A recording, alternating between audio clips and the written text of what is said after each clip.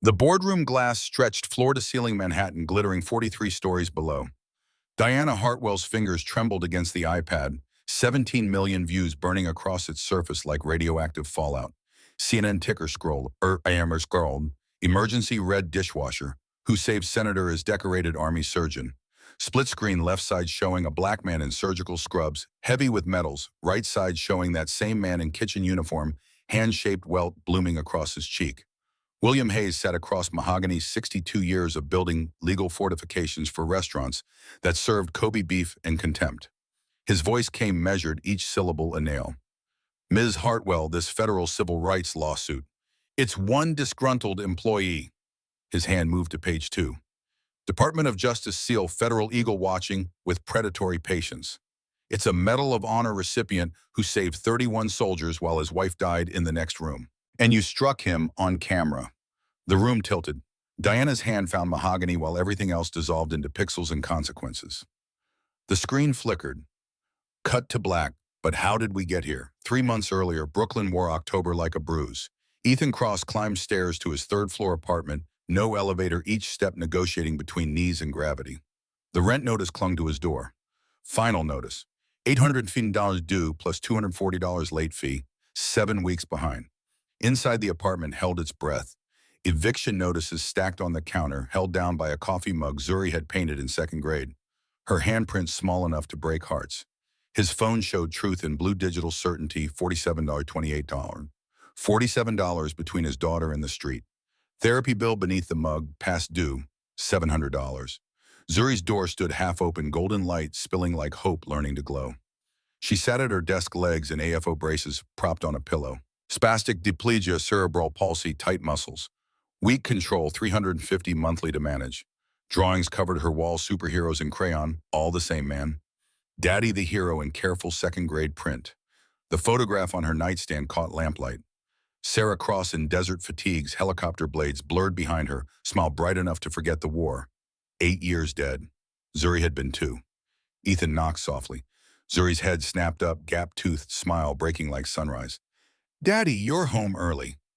Early meant 9:30 instead of midnight. He knelt beside her chair. How are the legs tonight, baby? She shifted, wincing through the smile. They hurt some, but I did my stretches. Her fingers traced exhaustion carved beneath his eyes. Daddy, when you coming home tonight, for real home? The lie formed automatically. Late baby, double shift, bills to pay. Promise you'll eat. You always forget. He took her pinky in his their ritual. Pinky promise. They linked fingers, hers so small, his still steady despite the weight. I love you, Daddy. I love you more, baby. Not possible. Totally possible. The fridge held poverty in 3 dimensions. Half-gallon milk jar of peanut butter, container of rice. Bills had multiplied, electric disconnect. Notice water past due, therapy stamped red. The 4 train carried bodies pressed together in subway intimacy. Ethan stood near the door, watching Brooklyn disappear into tunnel darkness. His phone buzzed. Ruth Morrison, Kyle being Kyle. Chef in a mood. Tuesday's gonna be Tuesday. Ruth. 56, white Southern accent, thick as sorghum, the only person at Hartwell & Co. who saw him as human instead of uniform. Her husband had done Vietnam, came back different, died different, left her understanding what war did to people. Hartwell & Co. lived on West 58th, old money, pretending to be new taste. Ethan entered through the back downstairs that smelled like garbage and Grace servant's entrance for people who made magic happen. The locker room was cramped metal from 1987. Kyle Porter leaned against the sink, 28, and infinite in his certainty that he deserved more and Ethan deserved less. Blonde hair, gelled back, neck tattoo, eagle-line cook, decent with a knife, exceptional at making Ethan's existence harder. Look who showed up. Thought maybe you finally figured out you don't belong. Ethan moved past without speaking. Ruth stood at her station, 50 pounds of onions waiting. Chef Antoine Moreau surveyed from the pass, 52, Paris-trained ego having its own gravitational field. He wore his toque like a crown, French sliding through consonants, even in English. Morning prep began. Ethan at the dish station, hot water, scalding, forearms, plates, sliding through hands that had once clamped arteries. Tight sutures held organs steady while Sarah worked beside him, and mortars turned sky into percussion. Chef Moreau moved through the kitchen, speaking French, rapid commands, insults he thought the staff couldn't understand. Le cas de charité ralentit encore ma cuisine. The charity case slows my kitchen again. Ethan had learned French in Morocco 2014, but knowing and revealing were different species of survival. Kyle pushed past with dirty dishes, shoulder checking, hard enough to slosh water. Watch it, old man. Mopping's probably above your pay grade. Ruth's voice cut across the kitchen. Kyle, mind your own station. At 2:30, Chef Moreau gathered staff wooden spoon like a conductor's baton. Tonight, Senator Brennan, private dining room, chairman of Armed Services Committee. 3 Secret Service. If anyone ruins this service, you are finished. Not fired, finished. Senator Richard Brennan, 58, career politician, controlling $400 million in defense contracts.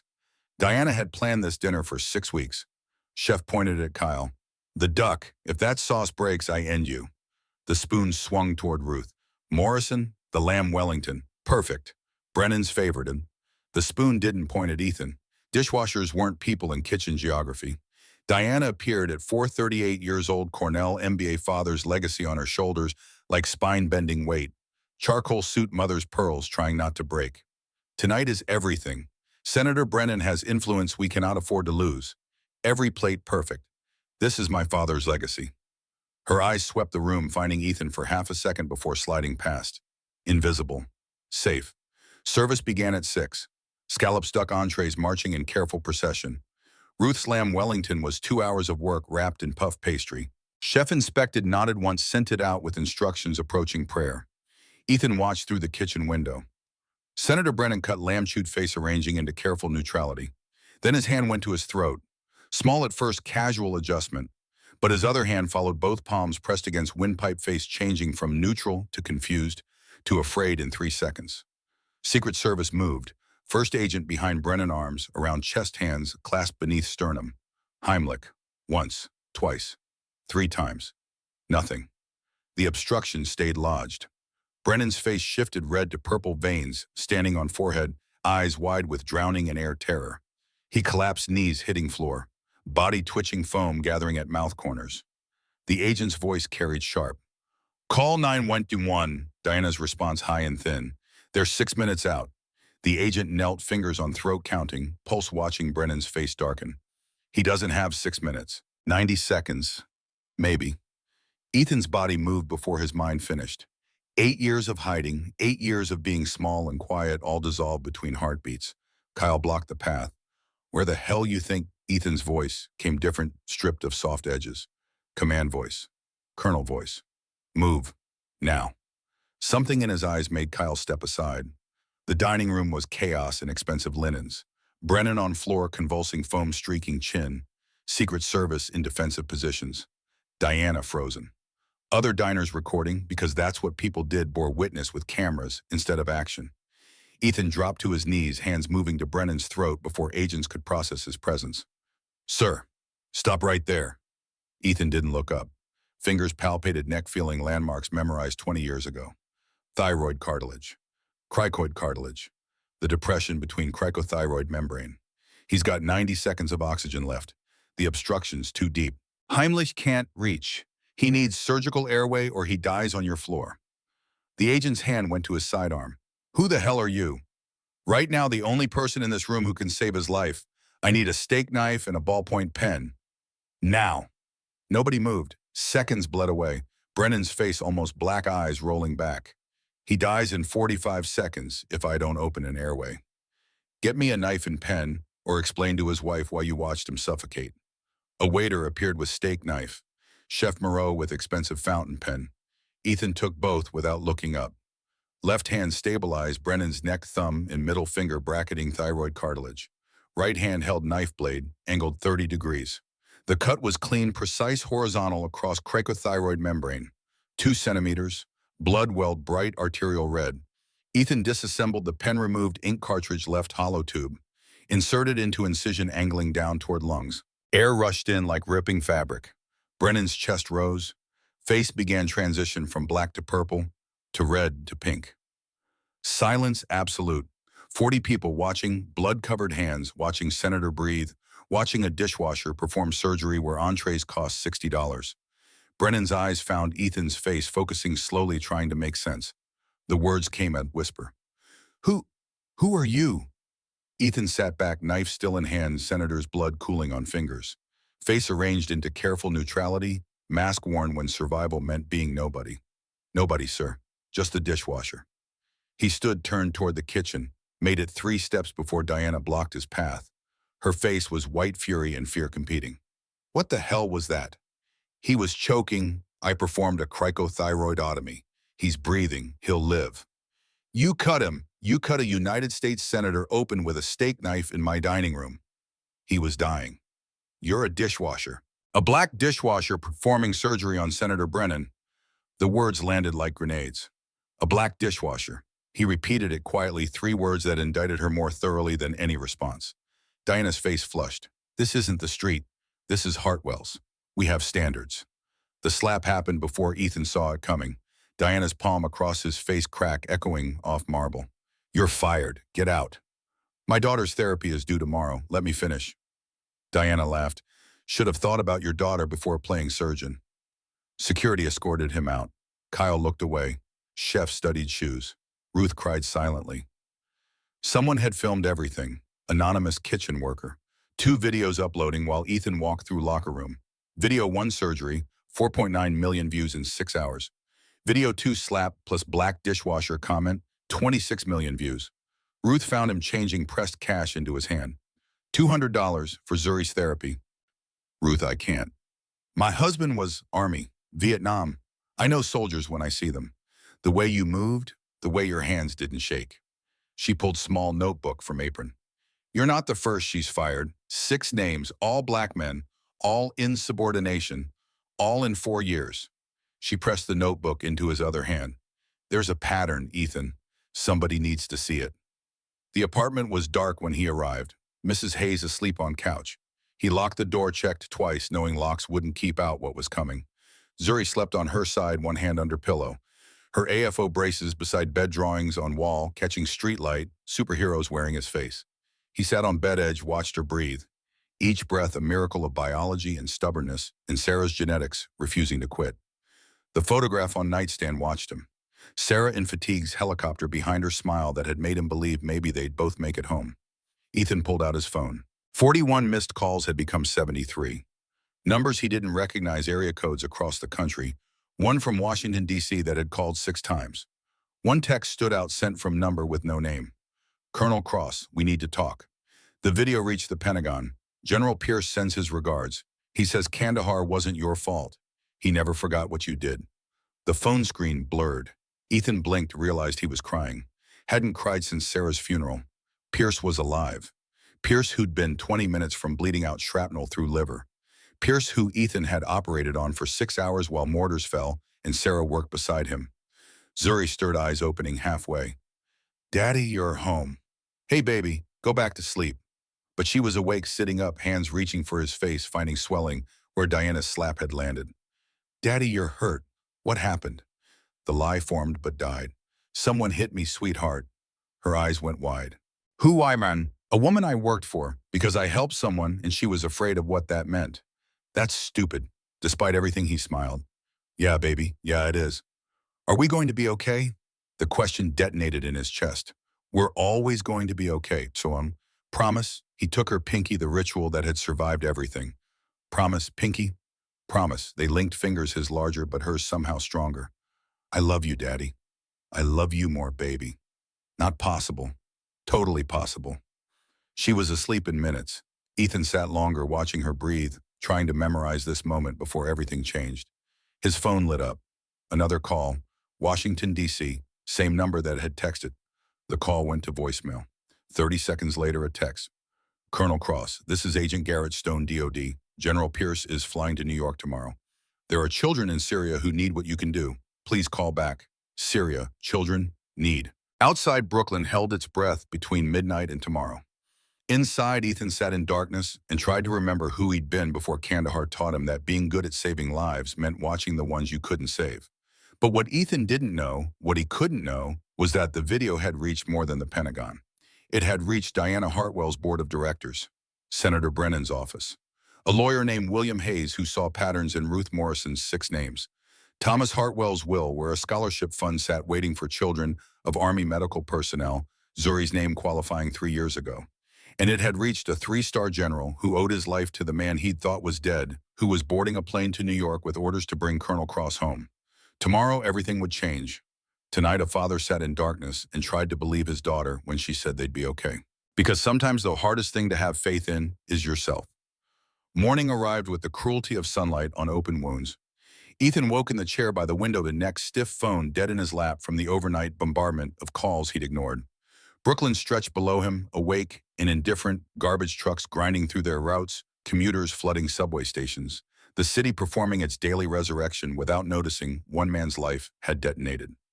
Zuri's door opened.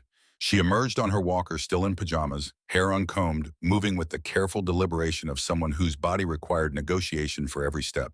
She stopped when she saw him, eyes going immediately to his face where Diana's palm had left a geography of broken capillaries.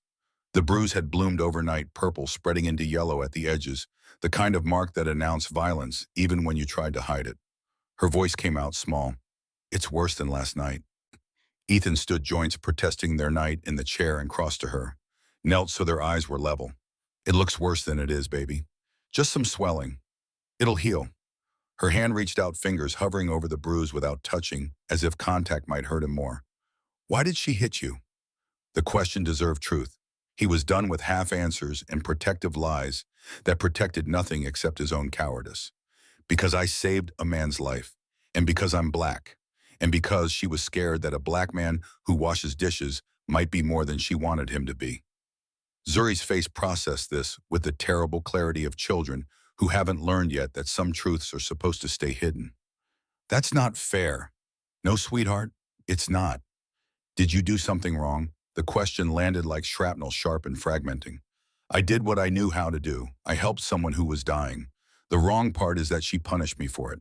Zuri's eyes filled but didn't spill over, 10 years old, and already learning to hold pain inside because letting it out meant making Daddy sadder. "Are you still fired?" "Yes." "What do we do?" We broke something in his chest. We, as if she was responsible for fixing what adults had broken. We, as if a 10-year-old with cerebral palsy should carry the weight of their survival alongside him. "We figure it out like we always do." The lie tasted like copper and failure. Mrs. Hayes arrived at 7:30 to help Zuri get ready for school. She took one look at Ethan's face, and her own face did something complicated: anger and pity, and the weary recognition of a world that kept proving it hadn't changed as much as it pretended. "Ethan, you should ice that." "I'm fine. You look like you went 10 rounds with someone twice your size." He managed something approximating a smile. "Just the one round. I lost." Mrs. Hayes helped Zuri into her AFO braces, the routine they'd performed 1,000 times, Velcro straps, plastic against skin, the machinery that turned struggle into mobility. Zuri's backpack sat ready by the door, stuffed with homework, and the optimism of children who believed school would be the same as yesterday. The drive to PS 234 took 15 minutes through morning traffic that moved like congealed regret. Ethan's truck was 20 years old, rust, claiming the wheel wells check engine light permanently illuminated, but it ran and the heat worked, and that was more than some people had. Zuri sat in the passenger seat, Walker folded in the back, watching Brooklyn slide past the window.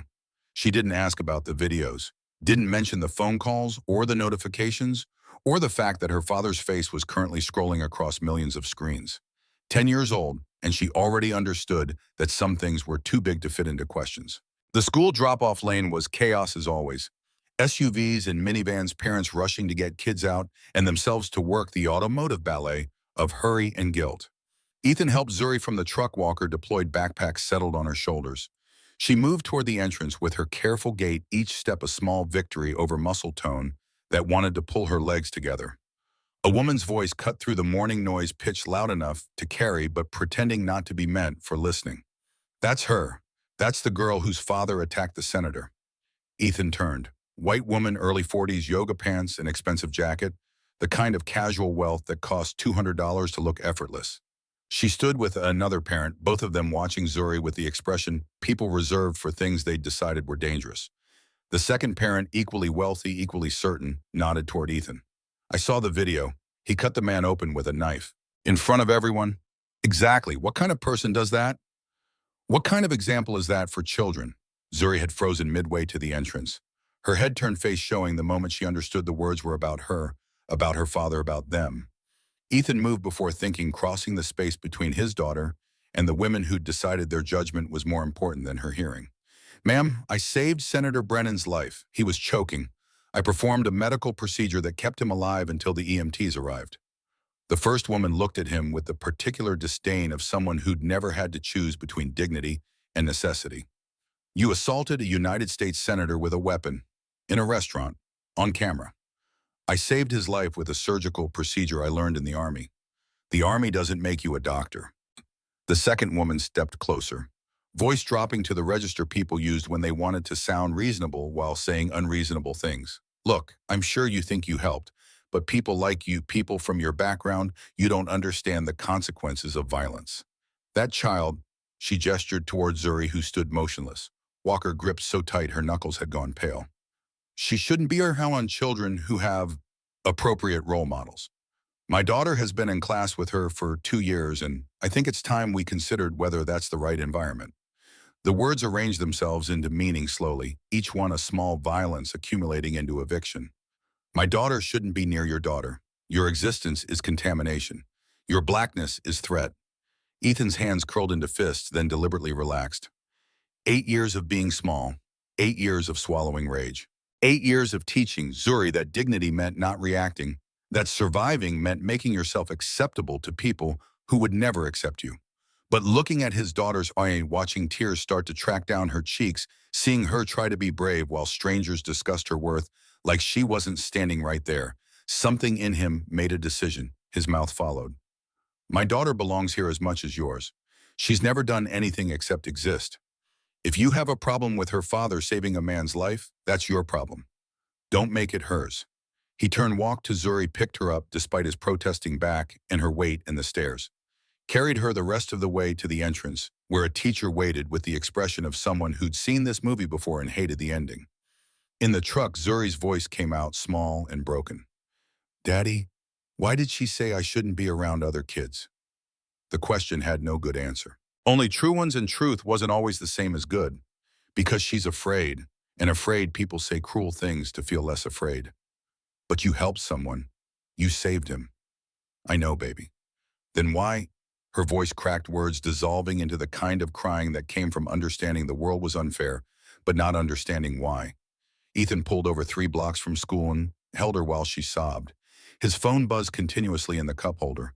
The world kept demanding his attention. But right now, the only world that mattered was 10 years old and shaking in his arms. "I'm sorry, sweetheart. I'm so sorry you had to hear that." "It's not fair." "No, it's not. I hate her." "You don't hate her. You are angry. Anger is okay. Anger means you know you deserve better." She pulled back, wiping her face with her sleeve. "Do I deserve better?" The question detonated in his chest. "You deserve everything good this world has. Don't ever think different." She nodded, not quite believing, but wanting to believe, which was its own kind of courage. Across Manhattan, Diana Hartwell stood in a conference room that cost $3,000 a month to maintain and felt like a coffin lined with mahogany. The table could seat 16. Only 4 chairs were occupied. William Hayes sat at the far end, reading, glasses perched on his nose, manila folder open to reveal documents Diana didn't want to see. Beside him, Patricia Vance, the PR consultant, who charged $500 an hour to tell clients they'd destroyed themselves.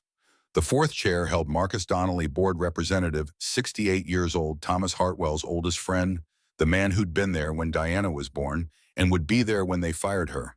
The wall screen showed metrics that looked like vital signs from a dying patient. Website traffic down 43%, reservations canceled 87, Yelp reviews negative trending. Twitter mentions 847,000 sentiment analysis 91% hostile. The videos played on loop on mute, Ethan Cross kneeling beside Senator Brennan, hand steady, knife moving with precision that made trained surgeons send emails asking where he'd learned that technique. Diana's palm crossing Ethan's face, the sound traveling through the dining room like a gunshot. Her voice, a black dishwasher performing surgery on Senator Brennan. 26 million views now. Climbing, Patricia spoke, first voice professionally neutral. "The damage is catastrophic but potentially manageable if we act within 48 hours. Diana's throat was dry. "What does that mean?" "It means you apologize. Publicly, specifically. You reinstate Mr. Cross with back pay. You commit to diversity training and third-party HR oversight. You make this about your mistake, not his action." Marcus cleared his throat, the sound like rolling thunder. And if she doesn't, Patricia's expression didn't change. Then the business dies. You'll lose your corporate clients within a week. The board will force a sale or closure within 3 months. And Diana will spend the next decade explaining why she slapped a Medal of Honor recipient on camera. The words landed like body blows. Medal of Honor, William turned his laptop around. The screen showed a military record official seal photograph of Ethan Cross in Army dress uniform, chest heavy with decorations. Colonel Ethan Marcus Cross, combat trauma surgeon, Distinguished Service Cross, Silver Star, Bronze Star with Valor device, and at the top, the blue ribbon and gold star of the Medal of Honor. The citation was brief, clinical, devastatingly clear. For conspicuous gallantry and intrepidity at the risk of his life, above and beyond the call of duty. Colonel Cross, while under direct mortar fire and with complete disregard for his own safety, performed emergency surgical procedures on 31 wounded soldiers over a period of 6 hours following an attack on Forward Operating Base, Chapman, Afghanistan. Despite the death of Captain Sarah Cross, his wife and surgical partner, Colonel Cross, continued to operate, saving all 31 soldiers at great personal peril. His actions embody the finest traditions of military service. Diana's hands shook. The words blurred, but their meaning stayed sharp. He was a colonel, a surgeon. His wife died while he was saving soldiers. William's voice was gentle, which somehow made it worse. And you fired him for saving a senator's life, then struck him, on camera, while calling him a black dishwasher in a tone that made your intent clear. Marcus Donnelly stood, bones creaking, face carved from disappointment. Your father built this restaurant on one principle. Every person who walks through that door matters, guest or employee, black or white, rich or poor. He knew everyone's name, Diana, everyone's story. The invocation of Thomas Hartwell hit harder than the business metrics. I was trying to protect. You were protecting your ego. Marcus's voice carried the weight of 40 years watching a family business grow from ambition into institution.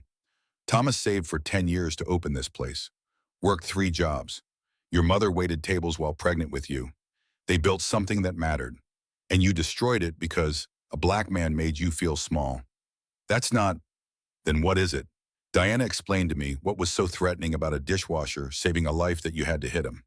The silence stretched. Diana had no answer that didn't indict her. Patricia checked her phone, expression shifting from professional to concerned. Senator Brennan is holding a press conference. 1 hour. His office confirmed he'll be discussing Mr. Cross. William pulled up a live feed. Senator Brennan stood at a podium, white bandage visible on his throat, 3 cameras capturing every word. His voice was strong despite the injury, carrying the practiced cadence of someone who'd spent 30 years making speeches that moved legislation and hearts. 3 days ago, I attended dinner at Hartwell & Comey restaurant in Manhattan. During the meal, I suffered a complete airway obstruction. I was choking. My Secret Service detail attempted the Heimlich maneuver. It failed. I was approximately 90 seconds from death.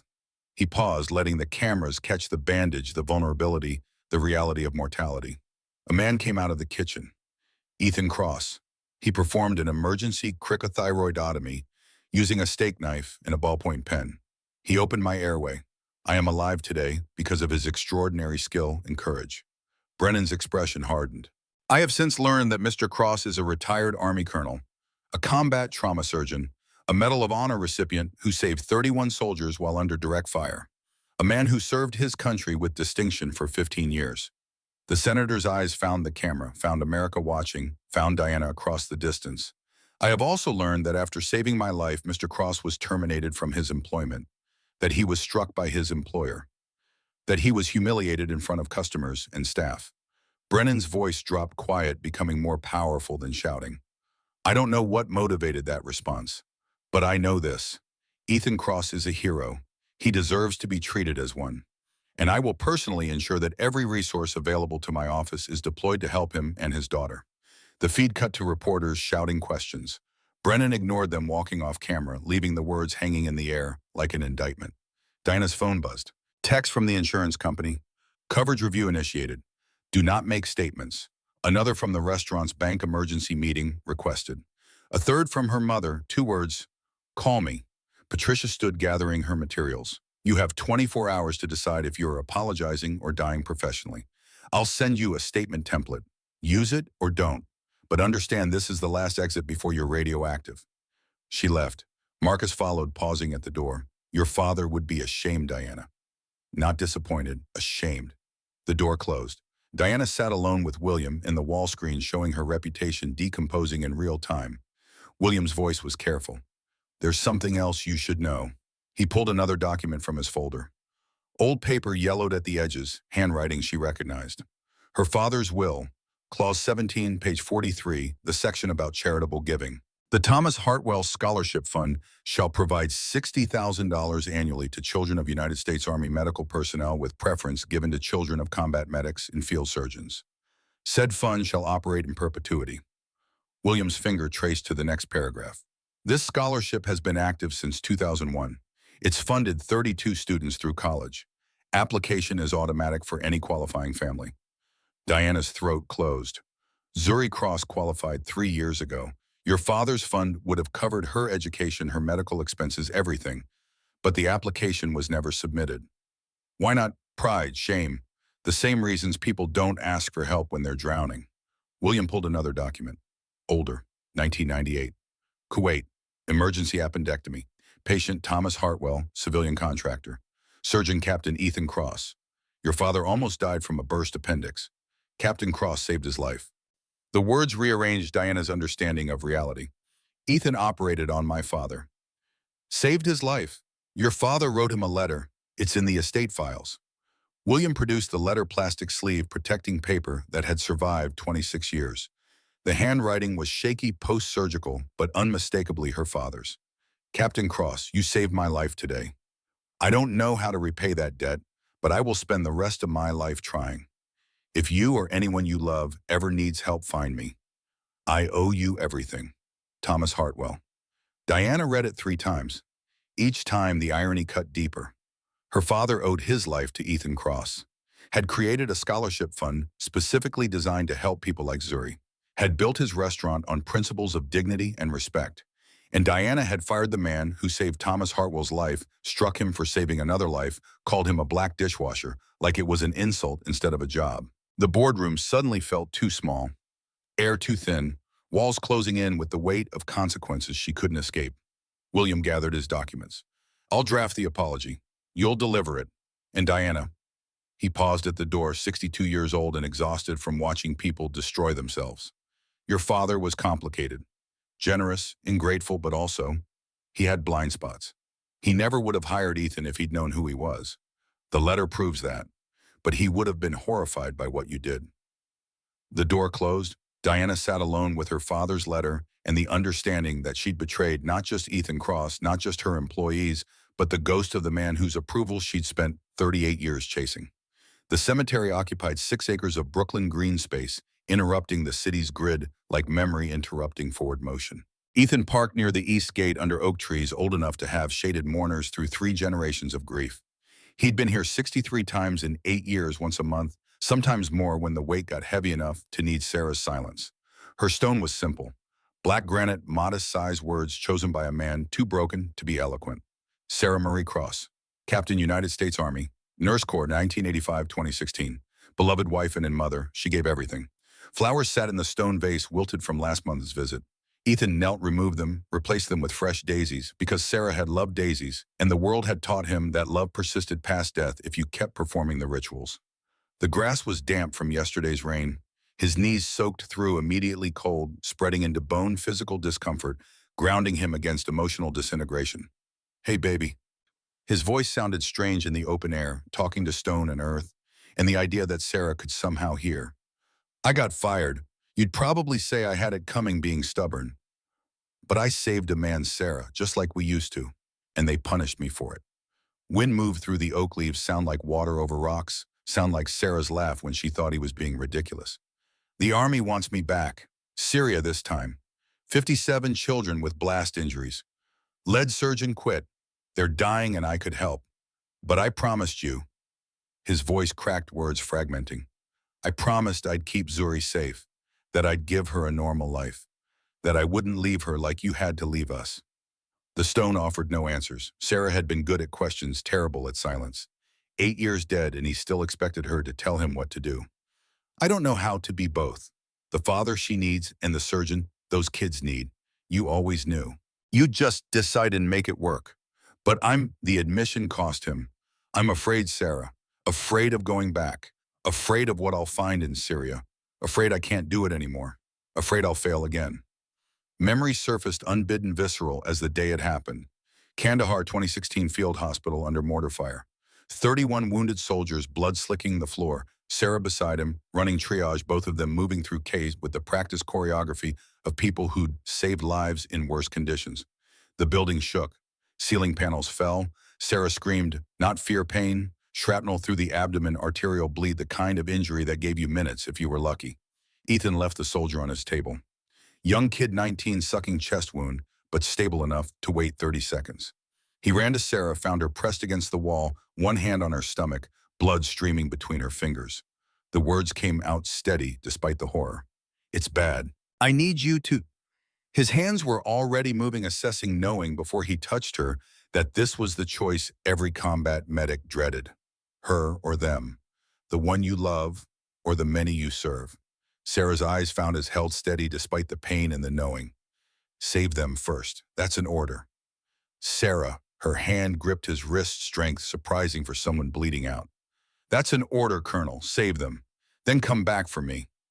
He'd returned to the 19-year-old with the chest wound, stabilized him, moved to the next soldier, and the next. 6 hours of surgery while mortars fell, and Sarah bled. He'd come back for her between casualties, done what he could with the seconds he could spare, but you can't operate on your wife while 30 soldiers need your hands more. When the dust cleared and the medevac birds arrived, Sarah was already gone. Bled out while he saved everyone else. Died following the same oath they'd both taken care for those who couldn't care for themselves, even if the cost was everything. The guilt had lived in him ever since. Knowledge that he could have saved her if he'd chosen different. Could have let soldiers die to keep his wife alive. Could have been selfish enough to prioritize love over duty. But Sarah had made the choice for him, had given the order, had died so 31 soldiers could go home to their families. And he'd spent 8 years hating her for it and loving her for it and not knowing which was worse. Ethan's phone buzzed. He ignored it. The cemetery demanded presence, full attention, the courtesy of grief that wasn't distracted by the living. But it buzzed again and again, insistent. He pulled it out. Text from a number he didn't recognize. Colonel Cross, this is Agent Garrett Stone duty. General Pierce is wheels up from D.C. in 2 hours. He needs to see you. The children in Syria don't have much time. Another text, this one from a number that made his breath stop. Ethan, Benjamin Pierce, I'm coming to Brooklyn. We need to talk. About Syria, about Kandahar, about what you've been carrying alone for 8 years. I owe you my life. Let me help you save theirs. Pierce, alive. 3-star general now, the text said. The last time Ethan had seen him, Pierce had been unconscious on a table liver, holding together with sutures and luck. The phone rang. Unknown number. Ethan stared at it, watching it vibrate against Sarah's headstone, the juxtaposition of technology and mortality present, and past the choice he'd been avoiding since the videos went viral. He answered. The voice on the other end was older than he remembered, graveled by years and authority, but unmistakably Pierce. Ethan, Ghost Hands, I've been looking for you for 8 years. The nickname landed like a punch. Ghost Hands, what the soldiers had called him, because his touch was so precise they couldn't feel it. Because he saved people who should have died. Because he made miracles look like medicine. General, Ben, we're past ranks after what you did for me. Silence, Ben. Ethan didn't know how to respond to gratitude he didn't think he deserved. Pierce's voice gentled. Kandahar wasn't your fault. Sarah's death wasn't your fault. You saved 31 men. You saved me. And you did it while your world ended. That's not failure, Ethan. That's the definition of heroism. The words found cracks Ethan had spent 8 years sealing. I let her die. She ordered you to save us first. That was her choice, her sacrifice. You dishonor it by carrying guilt she wouldn't want you to have. She was my wife. And she was a soldier. And she died the way she lived, putting others first. Just like you've been doing. Just like you're doing now, trying to figure out if you can help those kids in Syria without abandoning your daughter. Ethan's throat closed. How did Pierce know about Zuri? About the choice tearing him apart? Pierce continued reading the silence. We've kept track, not surveillance, just awareness. Making sure you were okay. Making sure you had what you needed. I knew you'd gone to ground. Understood why. But when that video surfaced, Ethan, you can't hide anymore. The world knows who you are. I was protecting Zuri. I know, but she doesn't need protection from your past. She needs you to show her that broken people can still heal others. That her father isn't just the dishwasher who gets hit, he's the surgeon who saves lives. The truth of it settled in Ethan's chest, heavy and undeniable. The kids in Syria, 57 blast injuries, burns, shrapnel wounds. The lead surgeon had a breakdown after losing an 8-year-old, walked off the job. Current survival rate is 34%. We need you. I haven't operated in 8 years.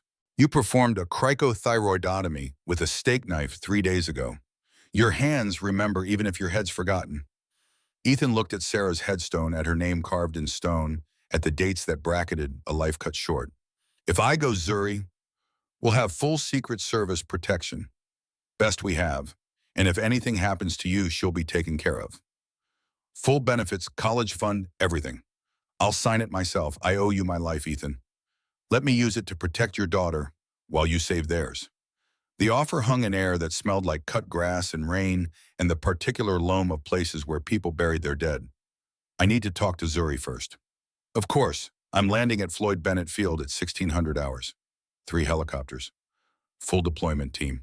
If you're coming, be there. If you're not, I'll understand. But Ethan, Pierce's voice dropped, becoming something harder. Those kids are dying, 1 every 8 hours. You can change that. You're the only one who can. The call ended. Ethan sat with his phone and Sarah's silence and the weight of choices that meant living or dying for children he'd never met. The wind picked up, moving through the oaks with sound like breathing. Somewhere in that wind, Ethan heard Sarah's voice, not memory exactly, but the echo of who she'd been and what she'd believed. Save the one in front of you, then the next. That's all we can do. He stood, knees protesting, and touched Sarah's headstone one last time. I'm going. You'd want me to. You'd go yourself if you were here. The stone didn't argue. Sarah never had when people needed help. Watch over Zuri while I'm gone. She's so much like you, it hurts. He walked back to his truck and through rows of headstones, past other people's grief carrying his own, toward a decision he'd already made, but needed his daughter's permission to follow through. Zuri sat at the kitchen table when he got home doing homework, Mrs. Hayes had helped her start. Fractions again, numbers divided into pieces, the mathematics of breaking things apart to understand them better. She looked up when he entered, face still showing traces of morning's crying eyes, red-rimmed but dry. I finished my math. Good job, baby. Mrs. Hayes made grilled cheese. There's extra if you're hungry. The normalcy of it, homework and grilled cheese and a daughter trying to take care of her father, made his chest tight. Zuri, we need to talk.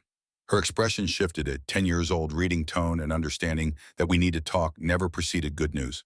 Am I in trouble? No, sweetheart, never. But I need to tell you some things about me, about your mom, about who I was before I became your dad. He pulled out his phone, found the photos he'd kept buried in a password-protected folder. Sarah in uniform, himself in surgical scrubs, younger, less hollowed out by loss. Medals on dress blues. The formal photograph taken after the Medal of Honor ceremony he'd barely attended, too broken to feel honored. Zuri's eyes widened. You were a soldier. I was a doctor. In the army, a surgeon. I helped soldiers who got hurt in wars. Like the senator. Yes, exactly like that, but for soldiers, in dangerous places. She studied the photos, fingers hovering over the screen. Is that Mommy? The image showed Sarah, mid-laugh, surgical mask pulled down, exhaustion and joy competing in her expression. Taken 3 days before Kandahar. 3 days before everything ended. Yes, baby, that's your mama. She was a nurse. She worked with me. We saved people together. Zuri's voice was small. What happened to her? The question he'd avoided for 8 years. The explanation he'd promised himself he'd give when she was older, when she could understand, when it wouldn't break her heart. But she was already broken-hearted from the morning's cruelty. Already learning the world was harder than she wanted. Already brave enough to ask the questions that hurt. We were helping soldiers who got hurt in an explosion. Lots of soldiers. And while we were working, another explosion happened. It hurt Mama really bad. Zuri's eyes filled. Did you try to save her? The question destroyed him. I wanted to, more than anything. But there were 31 soldiers who needed help right then. And Mama, his voice broke. He forced it steady. Mama told me to help them first. She made me promise, because that's who she was. She always put other people first. Even before you, even before me. Tears streamed down Zuri's face, now silent and steady. That's not fair. You loved her. I do. But Mama knew those soldiers had families too. People who loved them. She chose to let me save them, even though it meant I couldn't save her. Zuri climbed into his lap despite her braces, and his lap being too small for a 10-year-old, and the physical awkwardness of grief that needed holding. Do you miss her? Every day, baby. Every single day.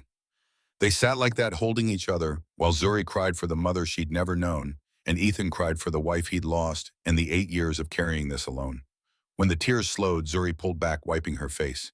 Daddy, why are you telling me this now? Because the army asked me to go help some children, far away in a place called Syria. They're hurt from explosions, and the doctors there don't know how to save them. Understanding bloomed in her eyes. You have to go. I don't have to. I can stay. I can... No, her voice carried unexpected steel.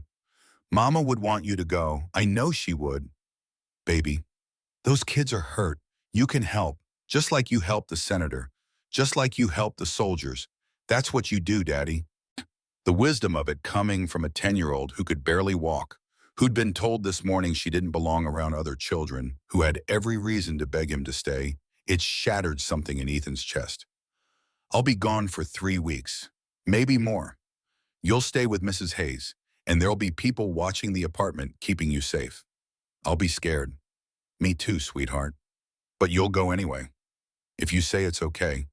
Zuri took his pinky in hers, the ritual that had survived every hardship. Promise you'll come back. The words came out steady despite the fear. I promise. Pinky promise. They linked fingers, his large and scarred, and steady hers, small and brave, and trusting him with more than he deserved. I love you, Daddy. I love you more, baby. Not possible. Totally possible. Floyd Bennett Field sat empty under gray November sky, 3 Black Hawk helicopters squatting on tarmac like mechanical locusts. Ethan arrived with a duffel bag holding everything he'd need, surgical scrubs, basic supplies, a photograph of Zuri he'd tucked into the front pocket. General Benjamin Pierce stood beside the lead helicopter, 62 years old and hardened by command, but his face when he saw Ethan held something softer than authority. They met in the space between truck and aircraft, 8 years of absence compressed into a handshake that became an embrace.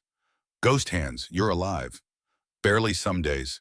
Pierce pulled back, studying Ethan's face with the attention of someone cataloging damage. I heard about the restaurant, the video, what that woman did. Ancient history now. The Senate's watching. Brennan's office has been calling. They want to help. I just need them to leave Zuri alone. A second vehicle approached, headlights cutting through the afternoon gloom. Mrs. Hayes' sedan, older than Ethan's truck, held together by faith and stubbornness. She parked, came around to help Zuri from the passenger seat. Zuri moved with her walker slow, but determined, crossing tarmac that stretched too wide and empty.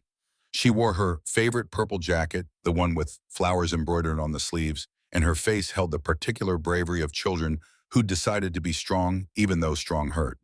She stopped in front of Pierce, looking up at 3 stars in 62 years, and the power to move armies. Are you the general? Pierce knelt, bringing himself down to her level. I am, and you must be Zuri. My daddy's going to help the kids in Syria. He is. He's very brave. Zuri's voice was firm, older than 10. Bring him back, or I'll be very mad at you. Despite everything, the weight of command, the mission stakes, the children dying overseas. Pierce smiled. That's a promise, Zuri. I'll bring him home safe. She studied his face, assessing whether adults meant what they said or just what she wanted to hear. Whatever she saw satisfied her. Okay, but I'll remember if you break your promise. I believe you. Ethan knelt beside them, eye level with his daughter and the general who'd become his responsibility. 3 weeks, baby. Then I'm home. I know. Mrs. Hayes will take good care of you. I know that too. And if you need me, Daddy, her voice cut through his spiraling worry, go save the kids. I'll be okay. She hugged him, small arms around his neck, face pressed against his shoulder. He breathed in strawberry shampoo and cocoa butter and the scent of his daughter, who was braver than he'd ever been. I love you so much, Zuri. I love you more. Not possible. Totally possible. The helicopter's rotors started building from whine to roar. Ethan stood, checked his duffel, turned toward the open door. Paused. Zuri pulled a folded paper from her jacket pocket. I wrote this for you to read on the plane. What is it? My essay. From school. The one I read last week. He took it careful as handling explosives and tucked it into his shirt pocket over his heart.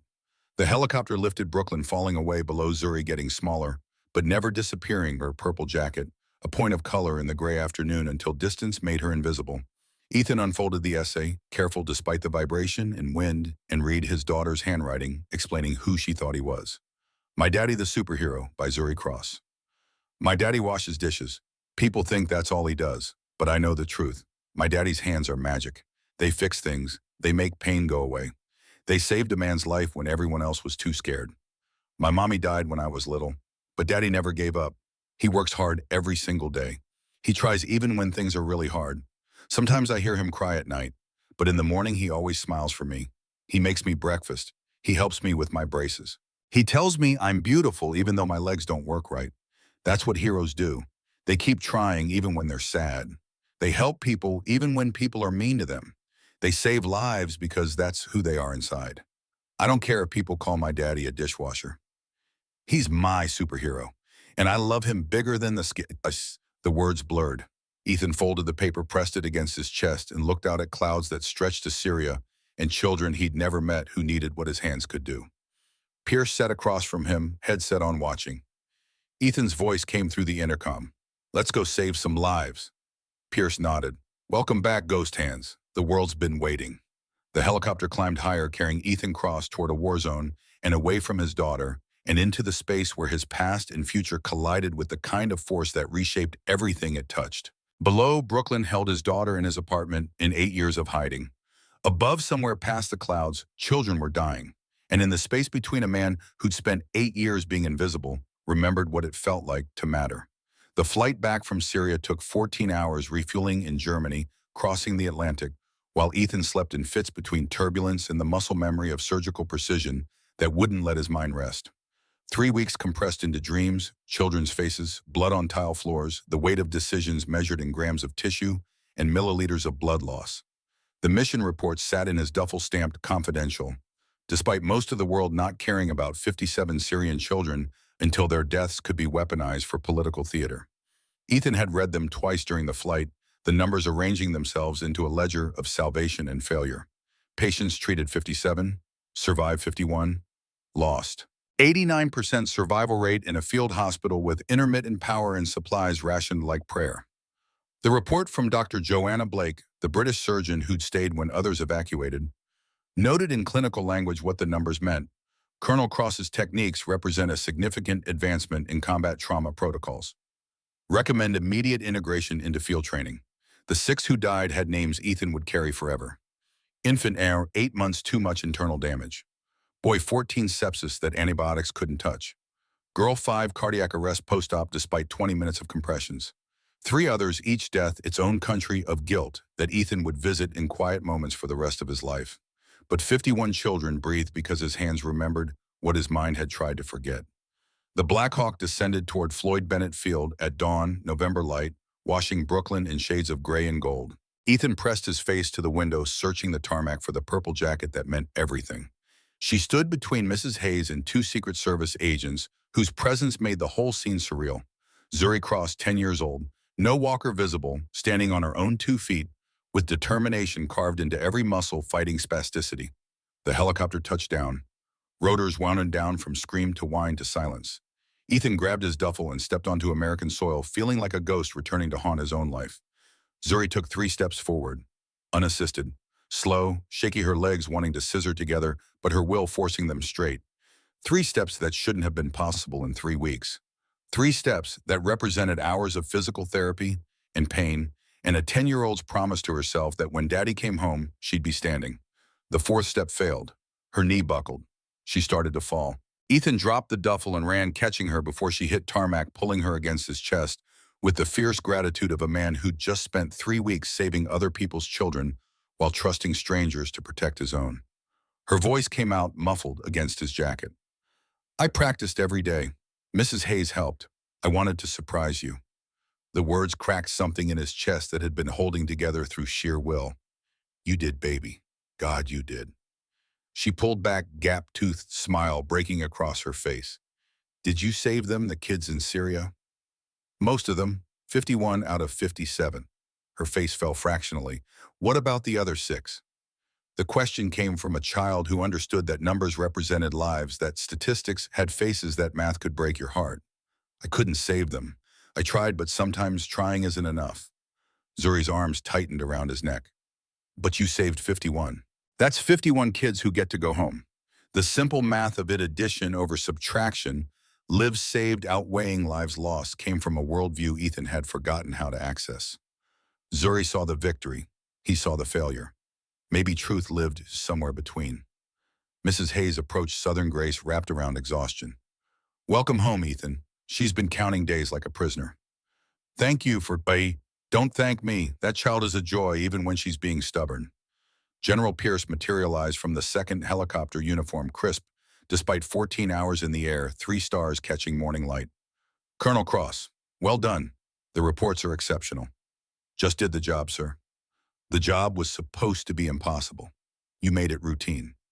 Pierce's attention shifted to Zuri, still clinging to her father like gravity might fail if she let go. Miss Zuri, your father saved 51 children.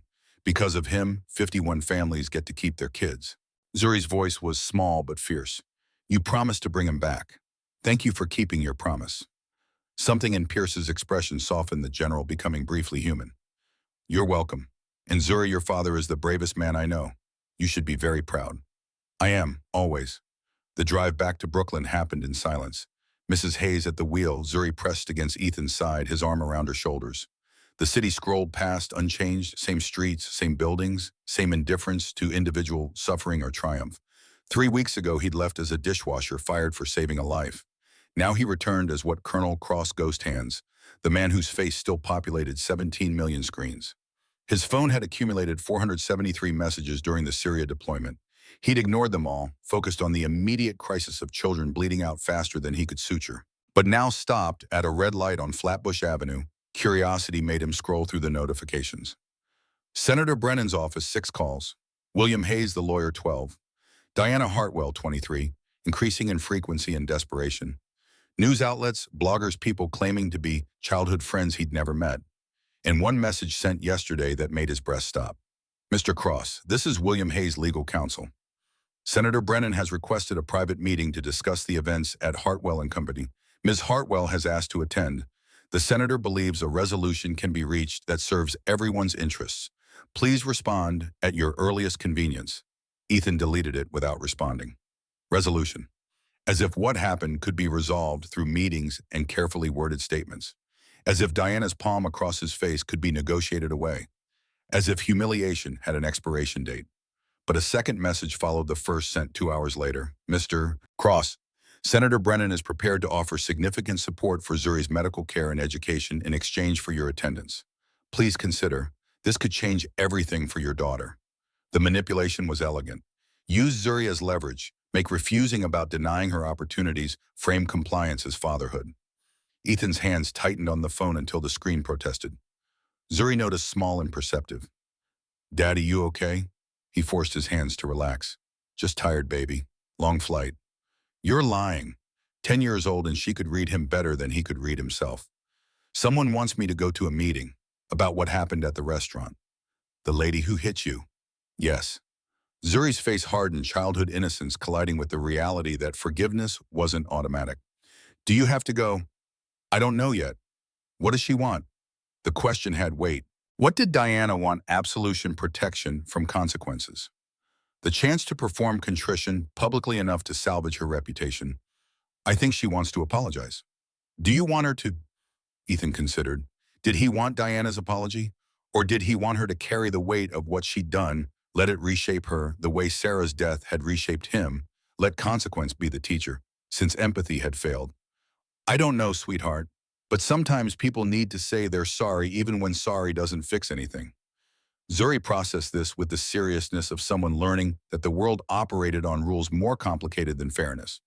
If you go, can I come? No, baby, this is grown-up stuff. But it's about you and you're my daddy. The possessiveness in her voice of my daddy carried more weight than legal arguments. If I go, I'll tell you everything that happens. Promise. She accepted this with a nod, then shifted closer. Daddy, Mr. Hayes said people have been calling. About me. About money for my therapy. Ethan's chest tightened. The scholarship fund, Thomas Hartwell's legacy sitting dormant, while his daughter struggled to afford the care that could help her walk. What did Mrs. Hayes tell you? That there's money for kids like me. Kids whose parents were soldiers. That I qualified a long time ago, but you never asked for it. I was going to, eventually. The lie hung between them, obvious and sad. Why didn't you, Daddy? The question deserved truth even when truth was ugly. Because asking for help felt like admitting I'd failed you. Like I couldn't take care of you on my own. Zuri's voice was gentle, teaching him what he should have already known. But you can't take care of me on your own. Nobody can take care of anybody completely by themselves. That's why people help each other.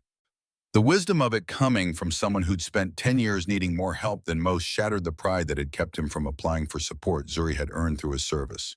You're right, baby. You're absolutely right. The apartment smelled like home, Mrs. Hayes's cooking, the specific combination of old building and Zuri's strawberry shampoo, the scent of survival in a city that charged $815 a month for 3 rooms and broken heat. But the eviction notice was gone from the door. The bills on the counter had been replaced with a single envelope, cream-colored expensive paper addressed in elegant script. Ethan opened it while Zuri settled on the couch exhausted from her morning's standing performance. The letterhead read, Office of Senator Richard Brennan, United States Senate. The message was brief. Mr. Cross, your daughter's medical expenses for the next 3 years have been paid in full through the Thomas Hartwell Scholarship Fund, which you qualified for but never applied to. This fund was established by the man whose life you saved in 1998. Additionally, your rent arrears have been cleared and 6 months prepaid. This is not charity. It is repayment of debts mine for my life, Thomas Hartwell's for his. Please contact my office. We have much to discuss. With deepest gratitude, Senator Richard Brennan. The paper trembled in Ethan's hands. 3 years of therapy, $36,000. Rent arrears and prepayment, $12,000. $48,000 that represented the difference between surviving and drowning, between Zuri getting the care she needed, and Ethan choosing between medicine and food. But the last line caught him, Thomas Hartwell's debt for his life. Diana's father. The man Ethan had operated on in Kuwait in 1998 emergency appendectomy in a field hospital that smelled like diesel and blood. Ethan had been 28 captain's bars fresh on his collar, still believing surgery could solve problems that politics created. Thomas Hartwell had survived, had built a scholarship fund, had apparently remembered the black surgeon who'd saved him even if his daughter had forgotten that black men were human. The irony was too perfect to be accidental. Ethan had saved the father, the daughter had destroyed him, and now the father's money was saving the granddaughter he'd never met. Ethan's phone rang. William Hayes, the lawyer. Ethan stared at the screen, watching it vibrate, each ring a choice between moving forward and staying stuck in justified anger. He answered. William's voice carried professional warmth undercut by urgency. Mr. Cross, thank you for answering. I know you just returned from Syria, but Senator Brennan is anxious to meet. Tomorrow, if possible.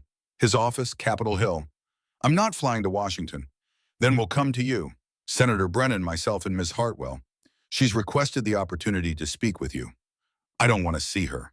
The words came out harder than intended, but not harder than felt. William's pause was calculated. Mr. Cross, Ethan, I understand your reluctance. What Ms. Hartwell did was inexcusable, but she's prepared to make substantial amends. Reinstatement with back pay, public apology, policy changes at the restaurant. And there are 6 other men, all black, all fired under similar circumstances, who deserve justice too. The number landed like a punch. 6 men. Ruth Morrison's notebook. The pattern Diana had created through fear and unchecked power. What about them? Ms. Hartwell is prepared to offer full reinstatement and back pay to all 6, approximately $840,000 total. But she needs to do it right. To apologize to you first, to hear what you need for this to be remotely acceptable. $840,000. Justice measured in currency, dignity, restored through bank transfers, the American way of transforming moral failures into financial settlements. I need to think about it. Of course. But Ethan, those 6 men, they deserve to hear that their firings were wrong, that someone in power acknowledged the pattern. You can give them that. The manipulation was gentler than Brennan's, but no less effective. Make it about others, frame compliance as solidarity, turn his anger into a tool for collective justice. I'll call you back. He hung up before William could apply more pressure. Zuri watched from the couch, eyes tracking his expression. What did they want? To apologize and to give money to other people she hurt. Are you going to let her? The question assumed forgiveness was his to grant or withhold, that he controlled Diana's path to redemption. I don't know yet. Daddy? Her voice carried the tone she used when she thought he was being stubborn. If she wants to make it better, you should let her try, even if it doesn't work. Why? Because trying matters. Remember, you taught me that. His own words reflected back by the daughter, who listened better than he did. That night, Ethan couldn't sleep. He stood at the window watching Brooklyn breathe, lights in windows representing other lives, other struggles, other fathers, wondering if they were doing enough. His phone sat on the counter, William Hayes' number in the recent calls decision, waiting like a held breath. The meeting happened 3 days later in Senator Brennan's Manhattan office, a concession to Ethan's refusal to travel and Brennan's desire to keep this quiet. The building was federal architecture, marble, and security, and the weight of government pressed into stone. Ethan passed through metal detectors, surrendered his phone, accepted a visitor badge that proclaimed him temporary and monitored. The conference room held 6 people. Senator Brennan at the head of the table, throat still bandaged, though healing, presence commanding despite recent mortality. William Hayes to his right, legal pads and folders, arranged with the precision of someone who'd built a career on details. General Pierce in uniform, 3 stars catching fluorescent light there, as witness and guarantor. And Diana Hartwell. She sat at the far end distance, a statement or protection face showing the particular exhaustion of someone who'd stopped sleeping weeks ago. 38 years old, looking 50, eyes red-rimmed, hands clasped on the table to stop them shaking. Ethan took the chair opposite her, distance, maintained General Pierce beside him as buffer and reminder that he wasn't alone in this. Brennan spoke first, voice carrying the cadence of someone accustomed to being heard. Mr. Cross, Colonel Cross, thank you for coming. I know this is difficult. Ethan said nothing. Difficult was watching Sarah bleed out. Difficult was choosing between his wife and 31 soldiers. This was just uncomfortable. Brennan continued, reading the silence correctly. 3 weeks ago, you saved my life. I was choking, dying. Your surgical skill and courage gave me a future I wouldn't have had. I owe you everything. You don't owe me anything, Senator. I did what needed doing. That's where you're wrong. Debt isn't erased by modesty. Brennan's hand went to his throat, touching the bandage. I've since learned about your service. Kandahar, the Medal of Honor, your wife's sacrifice, the 31 soldiers who lived because you chose duty over grief. The recitation of his trauma, sanitized into political talking points, made Ethan's jaw tighten. What do you want, Senator? Brennan's expression shifted, politician becoming human. I want to help. Your daughter's medical care is covered, but there's more we can do. The Medal of Honor ceremony properly honored, recognition of your service, and, he gestured to Diana, resolution of what happened after I lived. All eyes turned to Diana. She stood the motion awkward, as if her body had forgotten how to perform contrition. Her voice came out steady despite the tremor in her hands.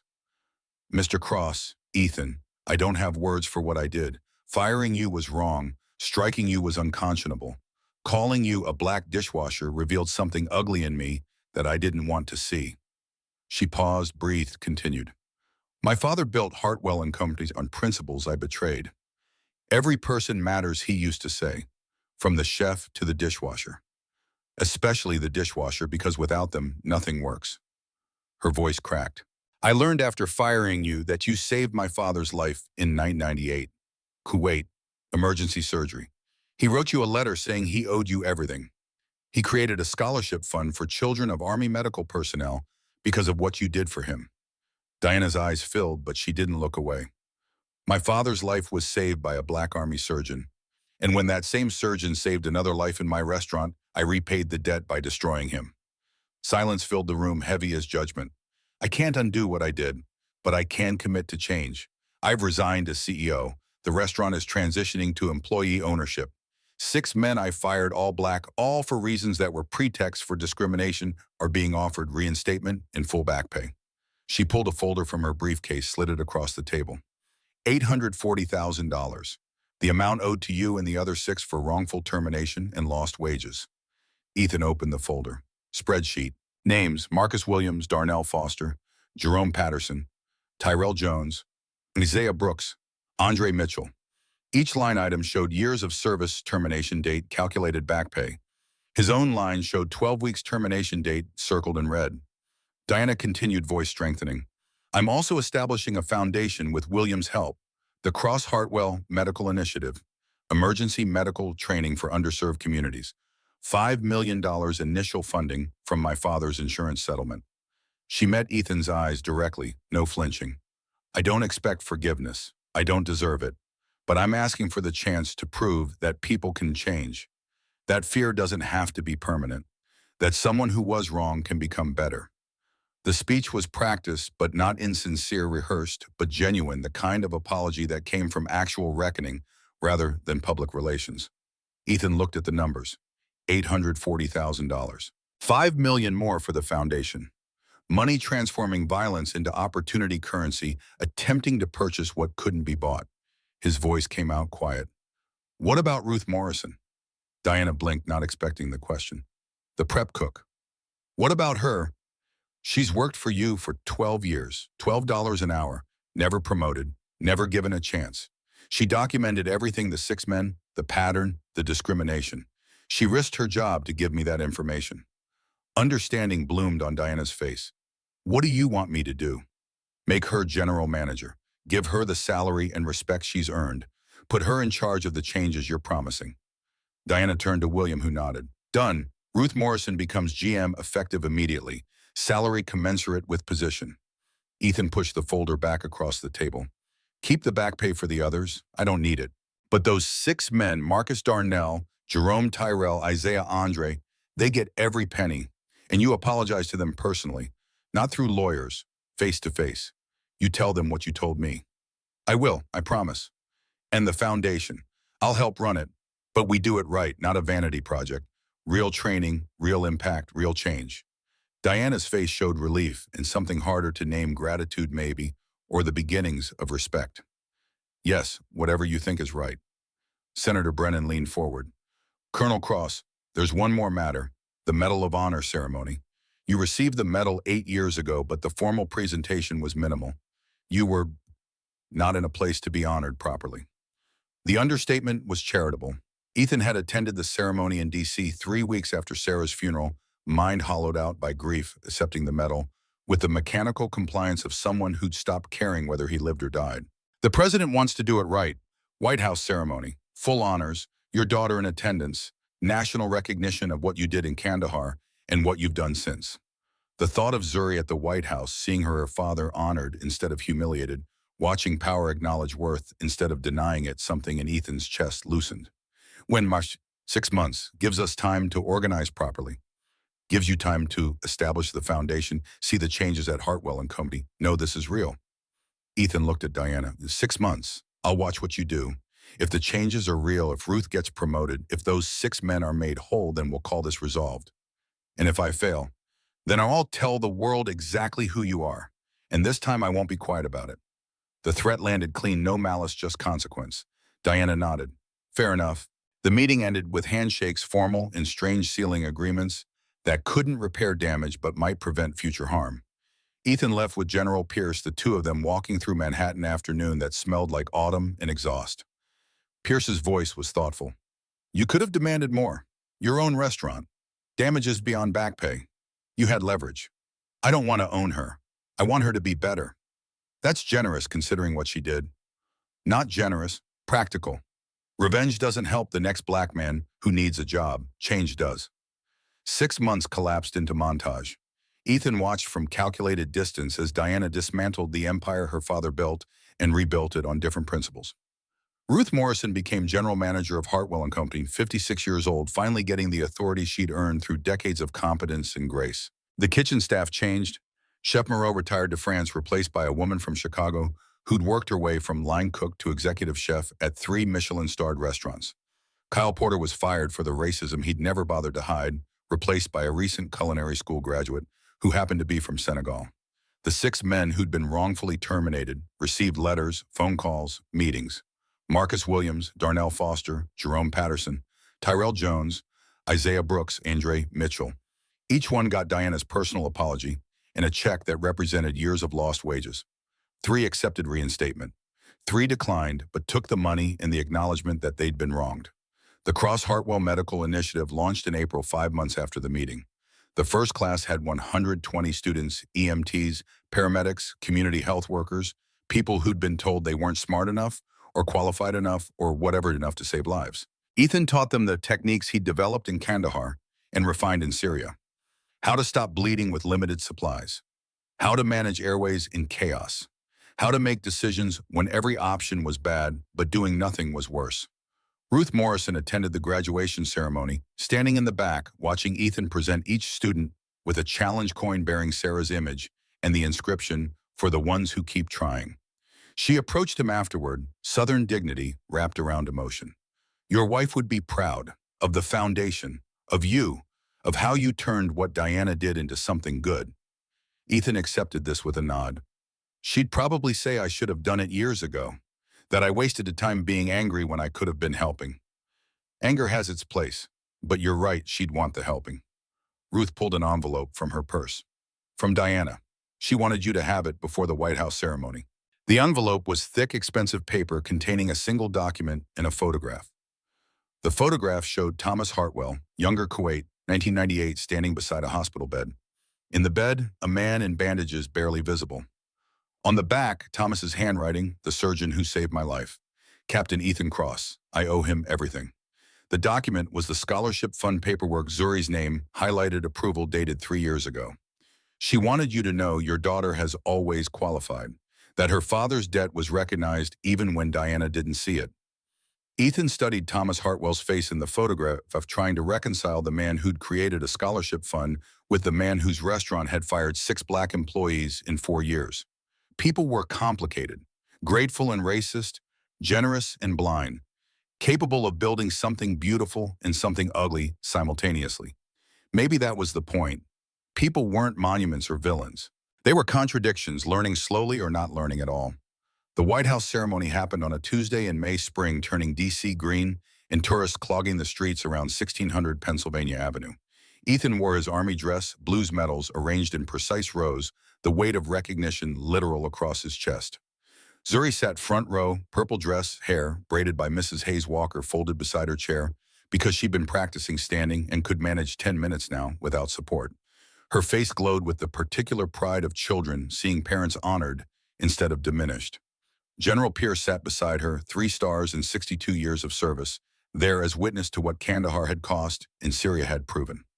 Ruth Morrison attended dressed in her Sunday best Southern grace in a room full of Washington power. And Diana Hartwell invited by Ethan because reconciliation without acknowledgement was incomplete. The president entered to applause, walked to the podium with the practiced ease of someone who'd given 1,000 speeches and understood this one mattered differently. The words came measured, each syllable weighted with national gratitude and political calculation. Colonel Ethan Marcus Cross represents the finest traditions of American service. In Kandahar, Afghanistan, while under direct mortar attack, he performed emergency surgery on 31 wounded soldiers. He worked for 6 hours without rest, without adequate supplies, without the safety that protocols demand. The president's voice dropped, becoming more human than political. During those 6 hours, Captain Sarah Cross, his wife and surgical partners, was fatally wounded. She ordered him to continue treating soldiers rather than attempting to save her. She died a hero. He became one by honoring her sacrifice. The room held its breath. For 8 years, Colonel Cross washed dishes in Manhattan. He raised his daughter alone. He hid his skills because grief had convinced him he had nothing left to give. Then a United States senator began choking. And Ghost Hands, as his soldiers called him, did what he's always done. He saved a life. The president walked to Ethan holding the Medal of Honor, blue ribbon, and gold star catching light. "Colonel Cross, your nation honors your sacrifice, your courage, your refusal to abandon duty, even when duty cost you everything." The medal settled around Ethan's neck, weight familiar from 8 years ago, but meaning different now. Then he'd accepted it numb, empty, going through motions because breathing required motion. Now he felt it, the recognition, the acknowledgement, the public statement that his life and Sarah's death and the 31 soldiers who lived had mattered. The room stood applause building until it filled the space with sound like breaking waves. Ethan stepped to the microphone, looking out at faces that represented power and privilege and the machinery of a nation that honored soldiers after using them. His voice came steady. "I don't feel like a hero. I feel like a father who tried, a husband who failed, a surgeon who saved some and lost others. He found Zuri in the front row, her face radiant. This medal belongs to Sarah, to the 31 soldiers who lived, to the 51 children in Syria who survived, to every invisible person trying to survive with dignity while the world tells them they don't matter. His hand touched the medal. You don't need a uniform to be worthy of respect. You don't need recognition to have value. The dishwashers, the janitors, the single parents working 3 jobs, you are seen. You matter. And anyone who treats you otherwise is wrong. He looked at Diana sitting 3 rows back, tears streaming down her face. People can change. Fear can become courage. Someone who was wrong can learn to be better. That's the real heroism, not the grand gestures, but the daily choice to try again. Ethan stepped back from the microphone, finished the words sitting in air that smelled like power and history and the future forming. The epilogue happened on Coney Island Beach 3 months later, Zuri's 11th birthday falling on a Saturday blessed with sunshine and wind that smelled like salt in summer. The beach stretched wide and mostly empty early enough that crowds hadn't arrived late enough that the sand was warm. Ethan spread blankets while Zuri ran legs pumping in the awkward gait of someone whose muscles fought coordination, but whose will had decided running mattered more than grace. 50 yards before she stumbled, fell into sand, came up laughing and spitting grit. He helped her up, brushing sand from her clothes, marveling at the transformation. 6 months of fully funded therapy, physical training designed by specialists, determination inherited from her mother, all of it combining to give Zuri mobility that had seemed impossible. Daddy, did you see I ran? I saw, baby, I saw. I'm getting faster. Next time I'll make it to the water. I believe you. The guests arrived in waves. Mrs. Hayes with a cake that had survived the subway somehow intact. Ruth Morrison with a gift wrapped in paper that costs more than wrapping paper should. General Pierce in civilian clothes looking strange without uniform. To form 3 stars replaced with polo shirt and the smile of someone genuinely happy. Dr. Joanna Blake flown in from London, British accent and surgical precision applied to helping an 11-year-old blow out candles. And Diana Hartwell invited because Ethan had decided that Zuri should see redemption was possible, that people who did wrong could choose to do better. Diana brought a gift that made Ethan's throat close, a framed photograph. Thomas Hartwell and Sarah Cross, both in military fatigues, standing in front of a field hospital in Kuwait. On the back, Sarah's handwriting, made a friend today. Good man. Says he owes Ethan everything. I believe him. I found it in my father's effects. Thought you should have it. Ethan stared at the image, Sarah young and alive and smiling beside the man whose scholarship fund was paying for Zuri's future, whose daughter had tried to destroy them both, whose legacy was complicated enough to require forgiveness and accountability in equal measure. Thank you. I'm sorry it took this long.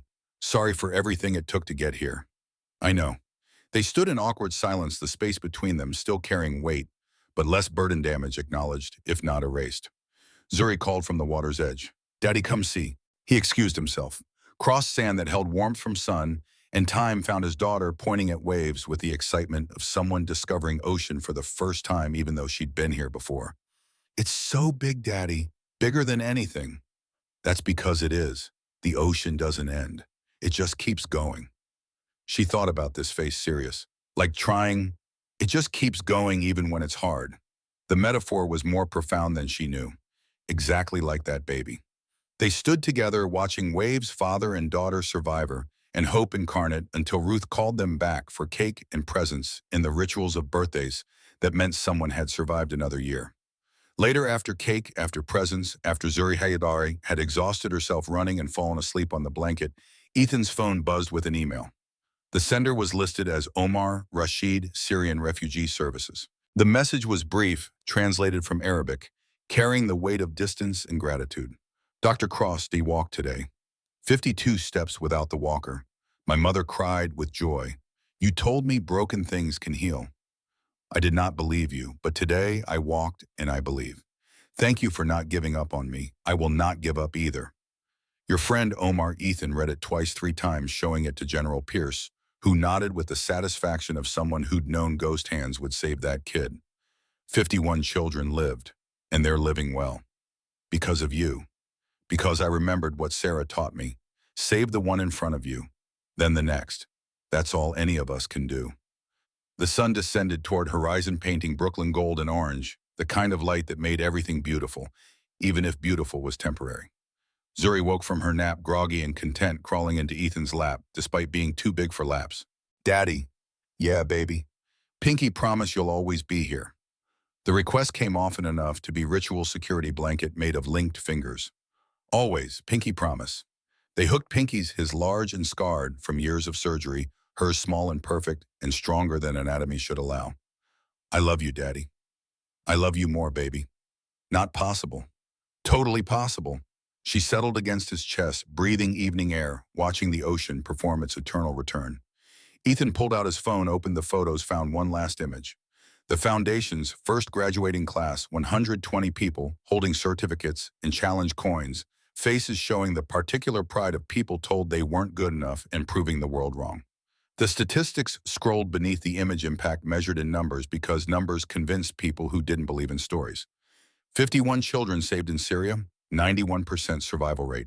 120 medical professionals trained, projected 500 by year 3. 6 men reinstated with $840,000 in back pay. Zuri's therapy funded through age 18. Thomas Hartwell scholarship supporting 20 children annually. And somewhere in Brooklyn, in an apartment that no longer carried eviction notices, a daughter slept knowing her father was who she'd always thought he was. Not a dishwasher pretending to be small, but a surgeon who'd chosen to be invisible until the world demanded otherwise.